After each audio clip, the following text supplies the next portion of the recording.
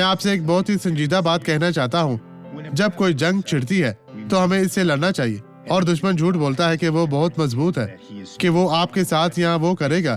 اور جب آپ جنگ کرتے ہیں تو آپ کمزور اور خوفزدہ ہوتے ہیں. نہیں, ایسا مت کریں. امثال 24:10 کہتی ہے, اگر تو مصیبت کے دن بے دل ہو جائے تو تیری طاقت بہت کم ہے. آپ کی طاقت آسمانوں اور زمین کا رب ہے. یہ کبھی چھوٹا نہیں ہوگا, لیکن وہ آپ کے لیے زیادہ نہیں کرے گا کیونکہ آپ خوفزدہ ہیں. بھائیو, خدا کے فرزندوں کو شیر کی طرح بے وقوف ہونا چاہیے. بے وقوفی خوف کی عدم موجودگی ہے. لہذا تمام برائیوں کا سامنا کریں یہ جانتے ہوئے کہ یسوع آپ کے ساتھ ہے, آپ کو فتح دے گا. اب یہ گواہی دیکھیں اور میں آپ کے لیے دعا کرنے آؤں گا.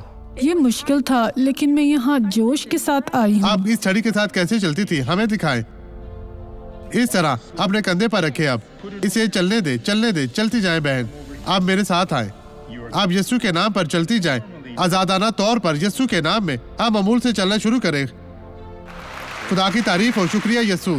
اب میں آپ کے لیے دعا کرنا چاہتا ہوں. میرے خدا, میں ان تمام لوگوں کے لیے دعا کرتا ہوں جنہیں تیری مدد کی ضرورت ہے.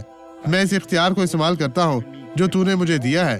میں تمام برائیوں کی ملامت کرتا ہوں, اسے باندھتا ہوں اور کہتا ہوں چلی جا, کبھی واپس نہ آنا, دور چلی جا. مسیح یسوع ناصری کے قادر نام میں آپ اپنے ہاتھ اٹھائیں اور کہیں خداوند تیرا بہت شکریہ, میں ایمان رکھتا ہوں. یسوع کے نام پر خوش رہیں اور زندگی گزاریں.